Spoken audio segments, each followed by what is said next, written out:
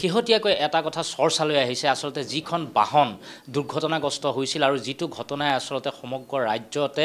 সকলোজন ব্যক্তিকে ম্ৰিয়মান কৰি তুলিছিল আৰু সেই বাহনখন আসলতে প্ৰকৃত বাহনখনৰ গৰাকী কোন আছিল আৰু সেই বাহনখনৰ গৰাকী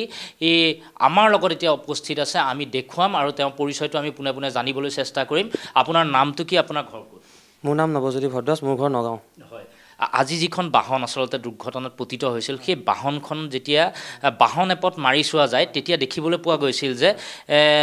তাত আপোনাৰ নামটো আছিলে নৱজ্যোতি ভৰদ্বাজৰ নামত আৰু দেখিবলৈ পোৱা গৈছিল যে বাহনখনৰ বীমাও নাছিলে সেই সংক্ৰান্তত আপুনি কি ক'ব আসলতে বাহনখনৰ ঘটনাটো কি প্ৰকৃত মই গাড়ীখন বেচিছিলোঁ দেৰগাঁৱৰ বিপিন দত্ত বুলি এজন মানুহক তেখেতক মই কৈছিলোঁ মই ফোন কৰি থাকোঁ ইঞ্চুৰেঞ্চটো কৰাৰ বিষয়ে মই যোৱাকালি ৰাতিও মই তেওঁক ফোন কৰিছিলোঁ মানে এই বিষয়ে গাড়ীখন আপুনি মোক মানে সোনকালে ট্ৰেন্সফাৰ কৰি লওক আপুনি যিহেতুকে লোনটো ক্লিয়াৰ কৰিছে লোনটো ক্লিয়াৰ নোহোৱাৰ কাৰণে গাড়ীখন ট্ৰেন্সফাৰ হোৱা নাছিলে একচুৱেলি গাড়ীখন বেচিছিল আপুনি কেতিয়া মই 2018 চনত বেচিছিলোঁ 18 চনৰ পৰা এতিয়া 24 হয় গাড়ীখন বৰ্তমানো আপোনাৰ নামতে হয় মানে গাড়ীখনত ফাইনেন্স আছিলে ফাইনেন্স থকাৰ কাৰণে তেখেতৰ নামত হোৱা নাছিলে ফাইনেন্সটো তেওঁ আজি প্ৰায় এক মাহমান আগতে তেওঁ ক্লিয়াৰ কৰিছে আজি মই এনঅ'চিখন পাইছোঁ আজি আপুনি এনঅ'চি পালে যেহেতু ফাইনেন্স ক্লিয়াৰ হোৱা নাছিল সেইবাবে বাহনখনত আপোনাৰ নামটো ট্ৰেন্সফাৰ কৰিব পৰা নাছিলোঁ হয় কাৰ নামত আছিলে কাক বেচিছিলে আপুনি বিক্ৰী কাক দেৰগাঁৱৰ বিপিন দত্ত বুলি এজন মানুহ বিপিন দত্ত আৰু বাহনখনৰ বীমা কৰোৱা আছিল বীমা কৰোৱা মইতো চাইছোঁ নাই তেখেতে কৰাইছোঁ বুলি মোক কৈছিলে কিন্তু মই এতিয়া গম পোৱা নাই যে কৰাইছে বুলি সেই ক্ষেত্ৰত আপুনি যোগাযোগ সঘনাই কৰি মই সঘনাই কৰি আছোঁ মই যোৱাকালি ৰাতিও তেখেতক ফোন মাৰিছিলোঁ আৰু মই আগতেও ফোন মাৰিছোঁ মই ফোন মাৰিয়ে থাকোঁ তেখেতক আৰু তেওঁ যে এনেকৈ ৰিজাৰ্ভ পঠাইছে মই সেই কথাটো গম নাপাওঁ গাড়ীখন যে যাব পিকনিকত যাব সেই কথাটো মোক জনোৱা নাই এগ্ৰিমেণ্ট কৰিছিল নৱজ্যোতি ভৰদ্বাজে বিপিন দত্তৰ লগত এয়া এগ্ৰিমেণ্ট কপি আছে আৰু বাহনখনৰ নাম্বাৰ আছিল নিশ্চয় এইটোৱে বাহনখন টাটা ষ্টাৰ বাছ আছিলে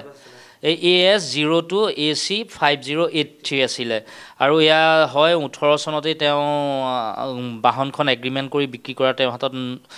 ডকুমেণ্ট আছে ইয়াৰ বিপৰীতে দেৰগাঁৱৰ বিপিন দত্তৰ মতে বাছখনৰ বৰ্তমানৰ গৰাকী গোলাঘাটৰ প্ৰাঞ্জল বৰা নামৰ এজন যুৱক 2023 চনৰ মাৰ্চত প্ৰাঞ্জল বৰাক 6,80,000 টকাত বাছখন বিক্ৰী কৰিছিল বিপিন দত্তই ধনৰ লেনদেন সম্পূৰ্ণ নোহোৱাৰ বাবে সম্পূৰ্ণ হোৱা নাছিল পঞ্জীয়নৰ কাম কাজ এই বিষয়ে অধিক জনাব মই নগাঁৱৰ নৱজ্যোতি ভাৰদ্বাজৰ পৰা লৈছিলোঁ লৈ পেলাই 18 চনৰ ডিচেম্বৰ লৈছোঁ লোৱাৰ পিছত গাড়ীখন চলাবলৈ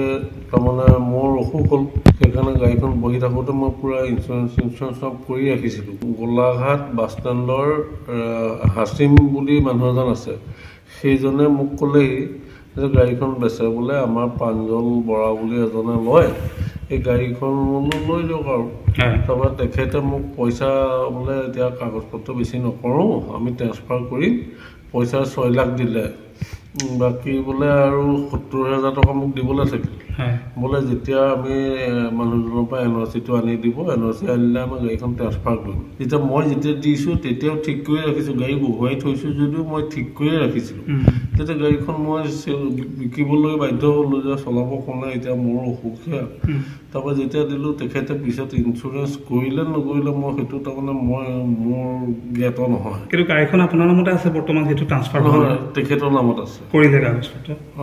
নগাঁৱৰ নামতে আছে এইটো যিজনে লৈছিলে সেইটো ফেইল কৰি ৰখাটো বহুত দুৰ্ভাগ্যজনক